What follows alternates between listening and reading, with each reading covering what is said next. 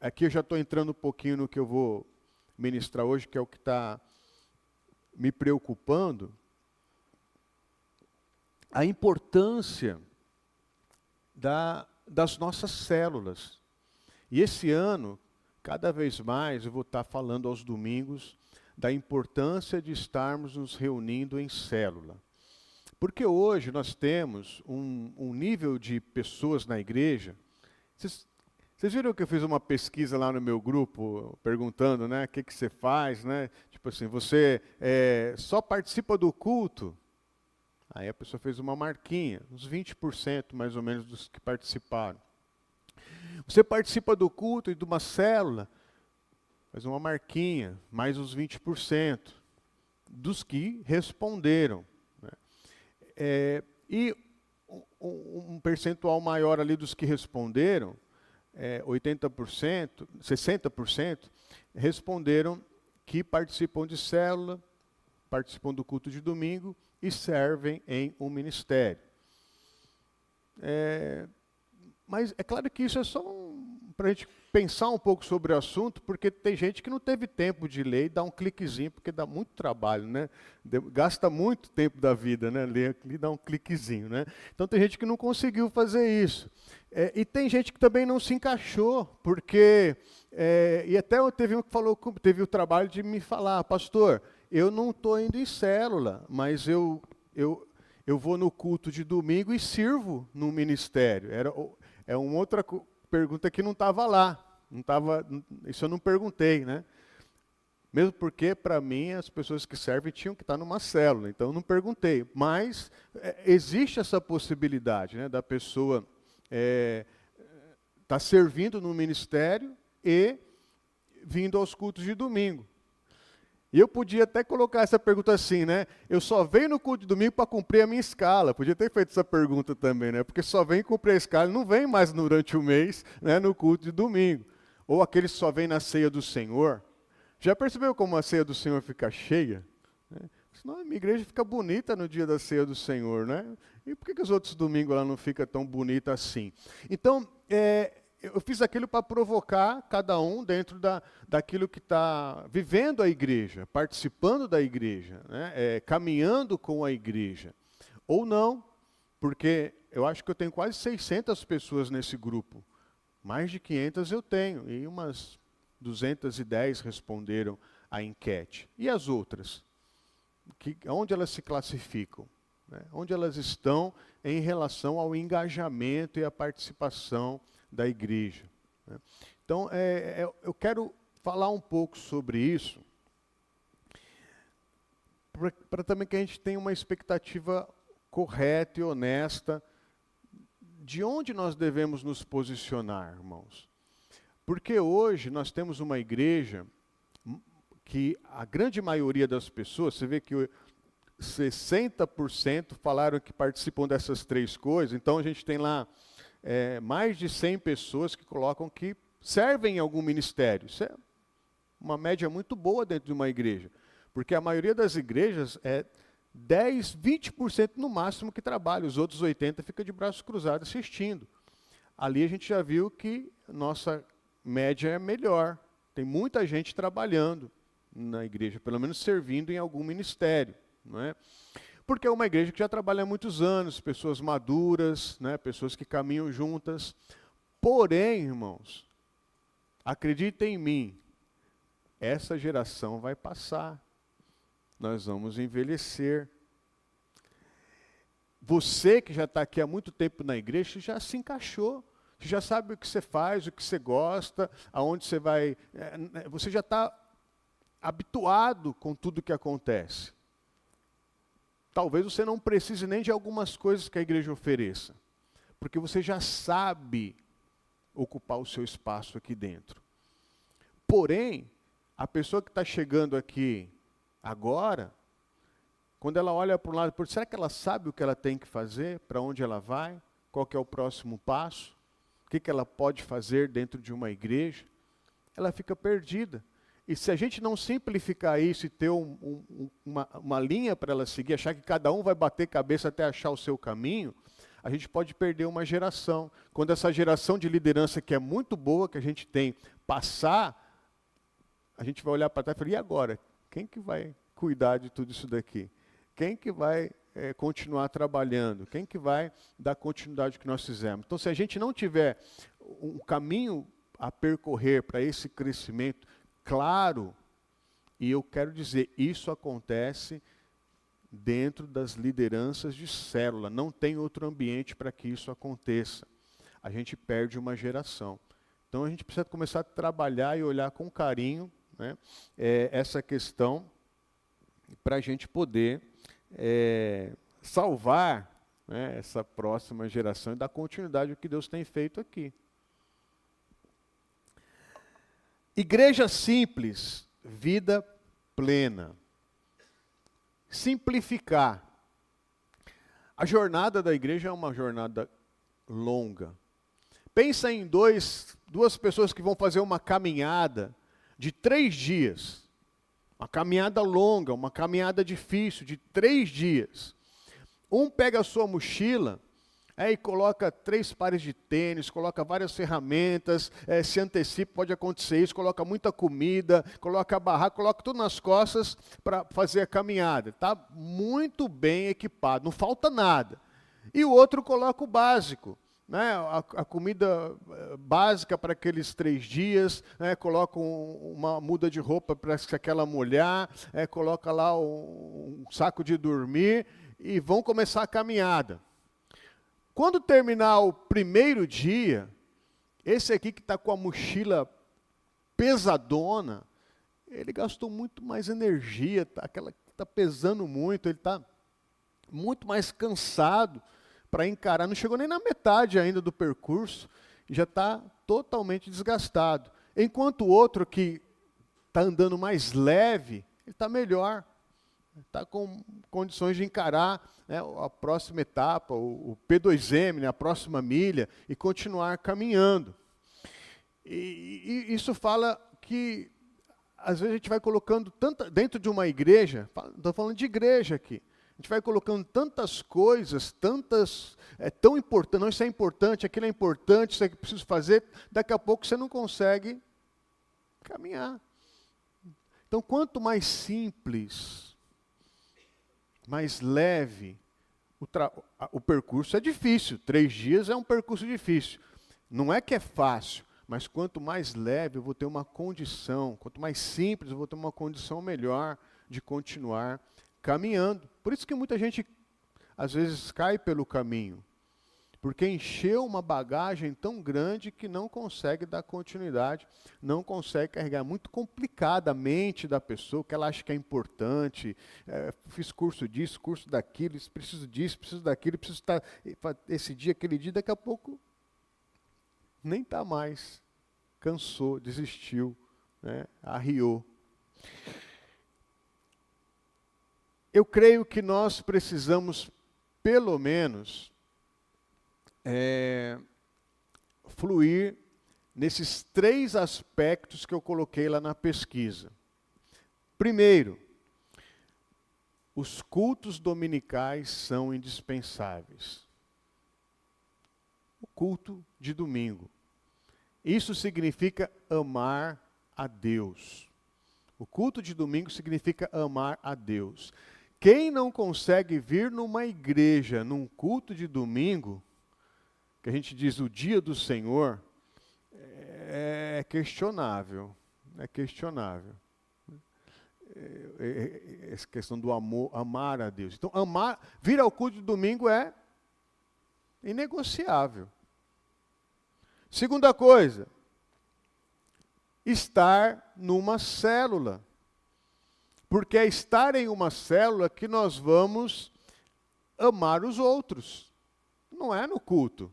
Nós vamos ver um pouquinho aqui, rapidinho nós vamos conseguir ver. É na célula que nós vamos amar uns aos outros, que a gente vai ter a oportunidade prática de amar uns aos outros. Colocar em prática. E o terceiro eixo é servir o mundo.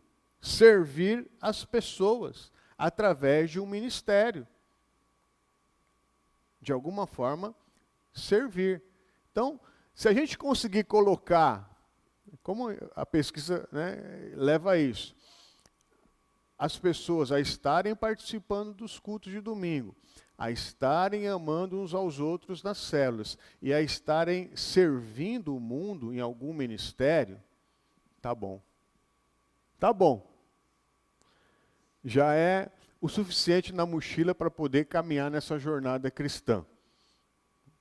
Então, o nosso trabalho é isso. Talvez a pessoa ainda não esteja bem. Porque como a pessoa vai ser... Imagine, sabe o que acontece, irmãos? A pessoa vem no culto de domingo e serve. E serve, não vai numa célula. Só serve no culto, serve. E onde muitas vezes serve? No culto. Vai chegar uma hora que ela vai se sentir explorada, ninguém me ajuda, cansada. Por quê? Porque não vive a vida comunitária da célula. A igreja é gostosa na célula. A igreja partilha a vida de Deus na célula. A igreja, a gente se sente pertencente, recarrega a nossa bateria no ambiente da célula.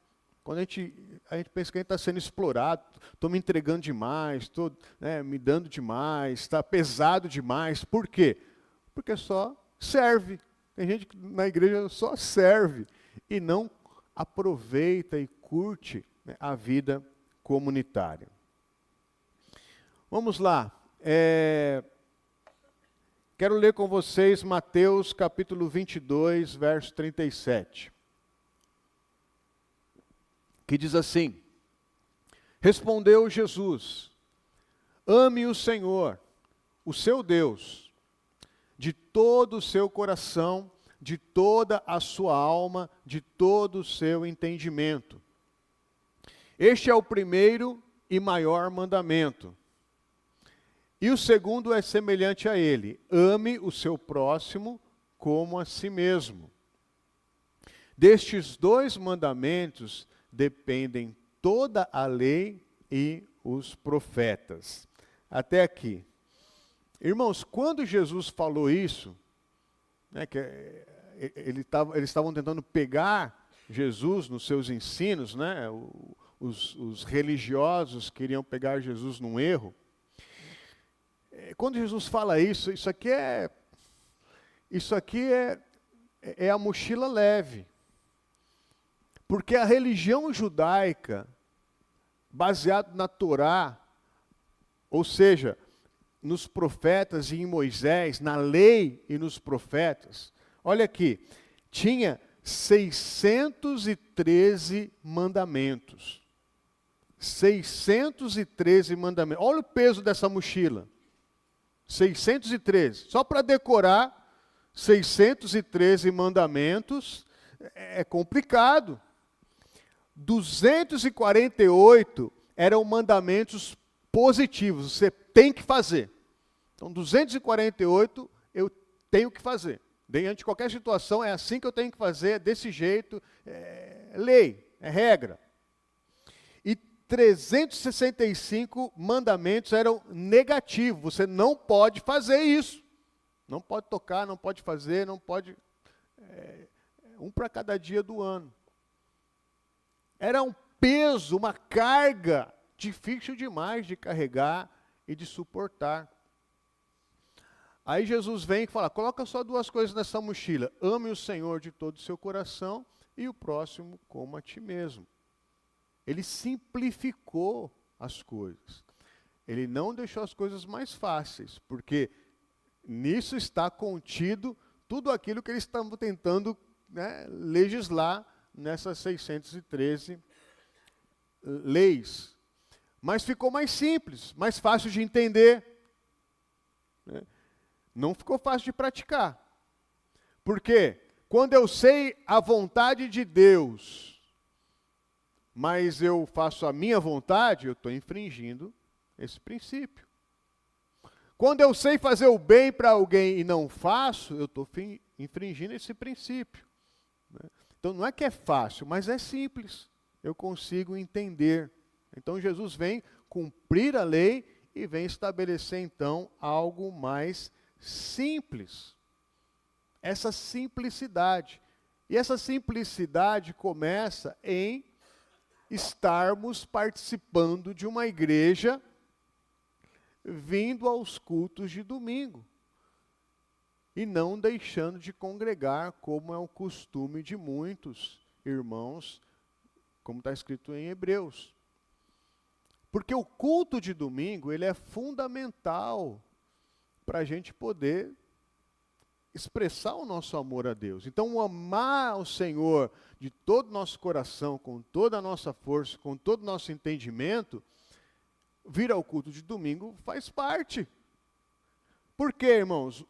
O domingo não é um dia de lazer. A gente pensa assim, não, domingo é o dia de lazer. Eu trabalho a semana toda e eu tenho domingo para curtir a família. Não, domingo é o dia do Senhor, ele não é o seu dia, é o dia do Senhor. É sagrado, eu preciso, se eu amo ao Senhor de todo o coração, Ele é o primeiro. Eu preciso dedicar esse tempo ao Senhor. O que acontece quando nós nos reunimos aos domingos? A palavra, ela é pregada e ela vai trazendo uma formatação, ela vai formando a nossa mente, renovando a nossa mente. A palavra é pregada numa única direção, num único sentido, e toda a comunidade cristã vai tendo o mesmo pensamento, a mesma fé, os mesmos princípios, os mesmos valores. Isso vai sendo trabalhado dentro da nossa mente e do nosso coração. Por isso que é fundamental. Quem se desliga disso vai ter outro tipo de mente, outro tipo de pensamento e, como consequência, outro tipo de comportamento.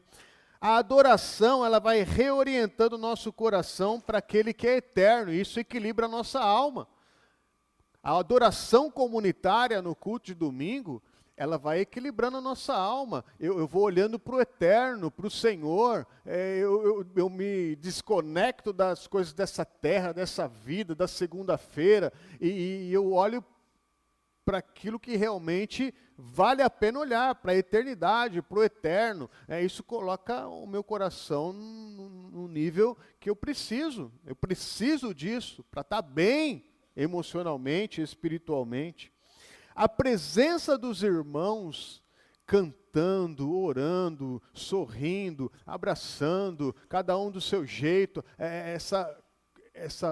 esse ajuntamento, isso fortalece.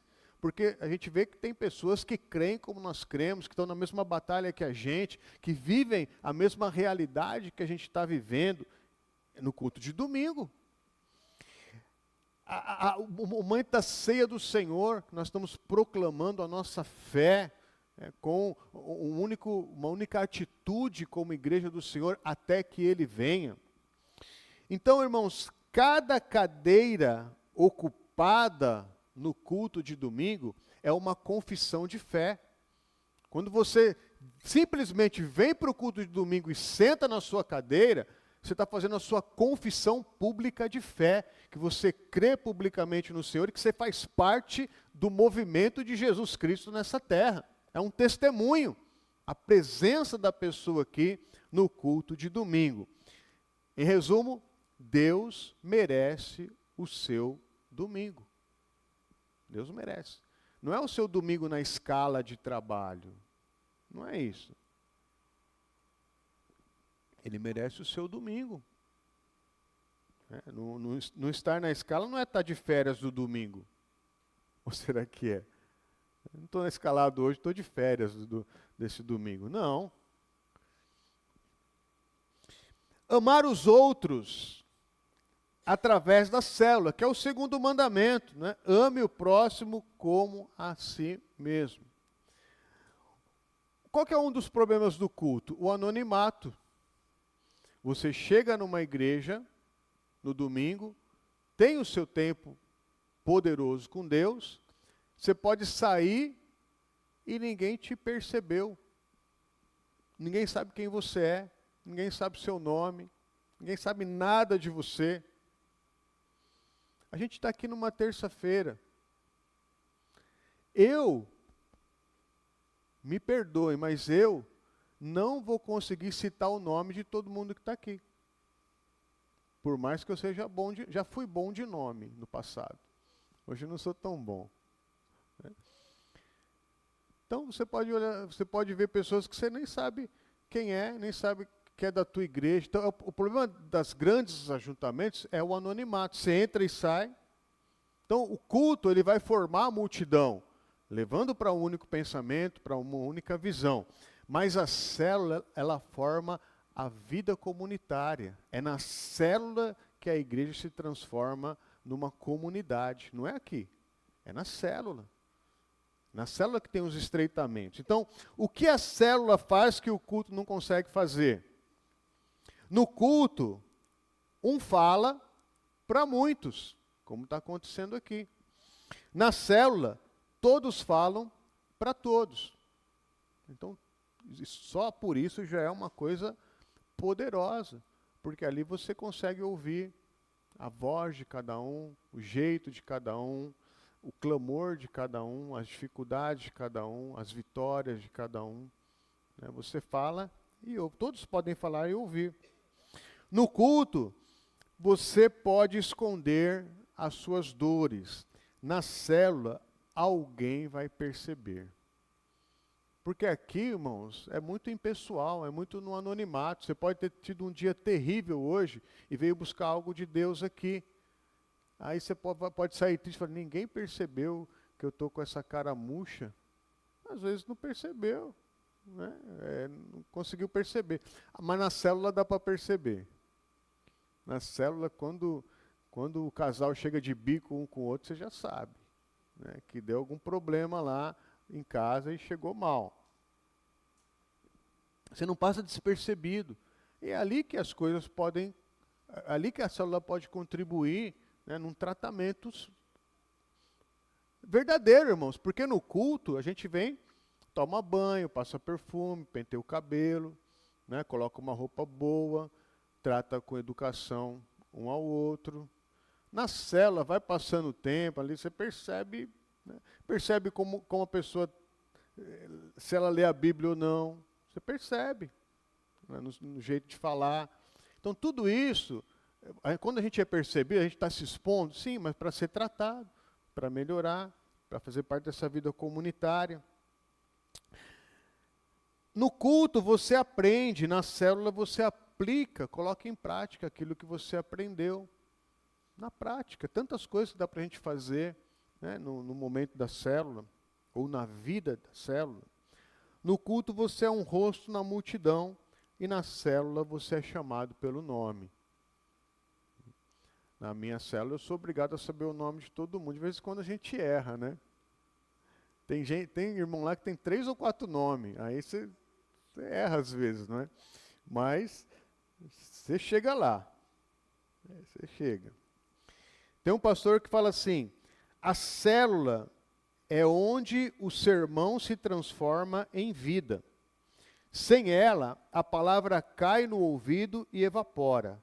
Com ela, a palavra cai numa comunidade que vive aquela realidade e cobra aquela realidade. Porque a gente vai acabando monitorando e cobrando uns aos outros. O outro ponto importante é o servir. E aí eu quero ler Efésios 4:12. Que diz assim, com o fim de preparar os santos para a obra do ministério, para que o corpo de Cristo seja edificado. Então, irmãos, a obra do ministério é para os santos, é para a igreja. E os líderes, os pastores, os mestres, os apóstolos, eles vão colocando o fundamento para preparar essas pessoas, esses santos, para o ministério. O ministério não é uma atribuição específica do pastor, que é o ministro da palavra. Não, ministério significa trabalho, serviço, servir, e todos devem ser habilitados a servir para que o corpo seja edificado. Então todos são chamados para servir, para contribuir, que seja com uma ação, mas já está contribuindo. o que o servir, o que é bom no servir, né? O que nos faz bem servir? Servir dá propósito que o consumo nunca dá. Por exemplo, quando eu morava na casa dos meus pais, eu sabia que ia ter o almoço de domingo e eu só consumia o almoço de domingo. Ia lá, enchia meu prato e consumia, comia. Então, não tinha um entendimento de propósito. Agora que eu tenho a minha casa, sou, né, responsável pela minha família, e eu compro o alimento, ajudo a preparar o alimento, a preparar o ambiente, eu sirvo a minha família no almoço de domingo, eu entendo o propósito do almoço de domingo. Então, quando você só consome a fé, só consome as bênçãos, só consome o que a igreja oferece, você não tem propósito. Quando você começa a servir, a trabalhar, a olhar ali com cuidado, assim, se gastar, você entende propósito para tudo aquilo que está acontecendo na igreja. Você tem uma revelação mais profunda do que é a igreja. Servir conecta você às pessoas, que o culto não consegue conectar. O culto não conecta pessoas, irmãos. O culto nos conecta a Deus. O que vai nos conectar às pessoas é servir, é abrir a minha casa eu estou servindo. É liderar numa oração, eu estou servindo. É fazer um bolo para levar para uma célula, eu estou servindo. É abraçar alguém, eu estou servindo. É o servir. Isso me conecta às pessoas, porque eu estou servindo pessoas. Quem não serve não se conecta. Servir revela dons que você nem sabia que você tinha. Quando você passa a servir, você supera, olha, a pessoa vai te falar, você foi usado para... Nunca imaginei que eu pudesse ser usado para isso. Você começa a descobrir dons. É no servir que você vai descobrir os dons. Se você nunca serve, você não vai saber os dons que você tem. Servir é a prova da fé, e não só a teoria. É no servir que os testemunhos começam a surgir. E você comprova a sua fé. Não é só, senão só fica na teoria. Né? Eu conheço muito sobre fé, mas é servindo que eu vou experimentar a fé e vou gerar os testemunhos. Tudo bem até aí? Vamos para o final aqui. Coloca aquele slide que eu pedi, por favor, Almir. E aqui eu quero que você entenda a importância de tudo isso que eu estou falando. Porque não adianta eu só vou no culto, eu só sirvo, só vou à célula. Não, é uma engrenagem que está funcionando. E tudo isso está interligado, tudo isso precisa funcionar. Por isso que se uma pessoa estiver no culto de domingo, participar de uma célula e servir um ministério, ela vai estar vivendo uma dimensão de proteção na sua vida espiritual. Culto forma caráter. É onde nós somos confrontados com a palavra de Deus. Na célula, a gente aplica o caráter que a gente está desenvolvendo. Ter mais misericórdia, mais percepção, mais ousadia, amar mais as pessoas, mostrar que a gente se importa. Eu vou colocar em prática o que eu estou aprendendo. Eu sou obrigado a colocar em prática. Eu estou na vida comunitária. É na vida comunitária que as pessoas vão saber como que o crente Marcelo, de fato, ama Jesus. O quanto o crente Marcelo ama a família. É na prática, aplicando na célula. Na célula, quando eu começo a frequentar a célula, então, necessidades começam a ser reveladas. As pessoas precisam disso, as situações precisam disso, aquelas crianças precisam ser socorridas, aquele casal precisa prestar atenção neles, aquele jovem está precisando ser cuidado, nós precisamos ajudar aquela pessoa que está passando por uma situação de saúde, ou de desemprego, ou passou por uma situação imprevista. As necessidades vão aparecer na célula, porque você que está aqui hoje, você não sabe a situação da pessoa que está do lado de lá, do outro lado, você não sabe. Na célula a gente começa a perceber. E aí que surge o serviço. Porque o serviço, irmãos, não é ter um cargo na igreja, cumprir uma escala. O serviço é servir as situações que vão aparecendo.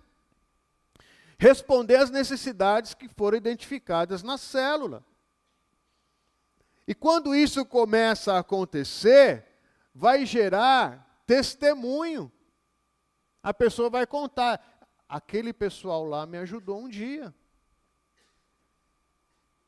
Aquele pessoal lá orou por mim um dia. Aquele pessoal lá me socorreu um dia. Aquele pessoal lá pagou o meu encontro. Começa a gerar testemunho no servir. Isso é servir, colocar a mão no bolso também é servir. E quando o testemunho é gerado, novas pessoas vão ser conduzidas ao culto. E assim se traz uma renovação da própria igreja.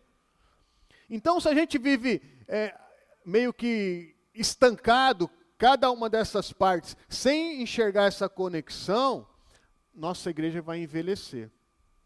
Infelizmente é isso. Nossa igreja vai envelhecer, vai perder a relevância, a gente vai ficar cansado, e a gente vai olhar para trás e vai dizer, cadê o povo que vai dar continuidade a isso? Nós não vamos encontrar. Por isso, irmãos, esse ciclo, ele é fundamental. Por isso a célula é fundamental. Eu vou insistir muito nisso, a importância que é nós levarmos as pessoas para viver essa vida comunitária na célula. Vai aparecer problema, é aí que o serviço vai aparecer, é aí que o testemunho vai surgir, e é aí que novas pessoas vão se interessar em viver a vida que a gente vive aqui nesse lugar. Amém? Por mim, irmãos, só teria isso aqui, culto, célula e serviço. A gente estaria fazendo um bom trabalho. Se a gente conseguir colocar todo mundo nesse eixo, a gente estaria fazendo um grande trabalho na igreja. Vamos ficar em pé?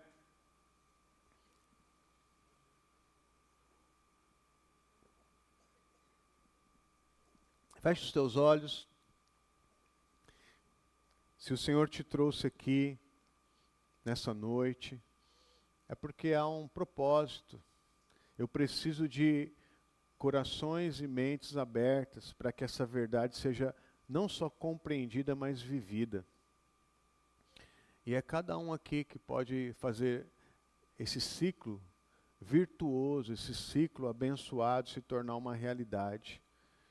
Por isso, receba essa palavra no teu coração.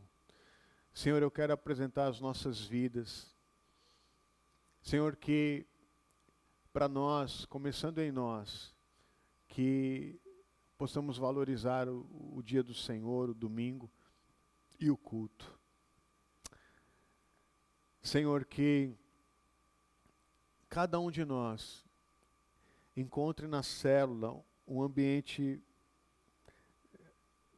gostoso, um ambiente de comunidade, um ambiente de conexões, um ambiente para a gente poder se conhecer de verdade, se ajudar de verdade, Senhor. Ó Deus, e que esse convívio gere um servir uns aos outros. A gente possa aprender o caminho do discipulado, Senhor, ao servir uns aos outros. Que o Senhor nos ensine a viver assim e a experimentar testemunhos de vida, de superação, de transformação, de libertação.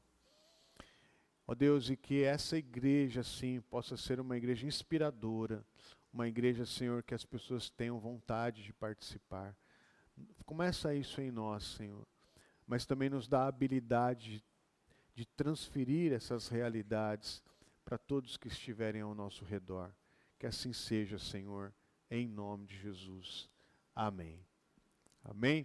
Deus abençoe. Vamos nos reunir agora com os pastores, receber as instruções.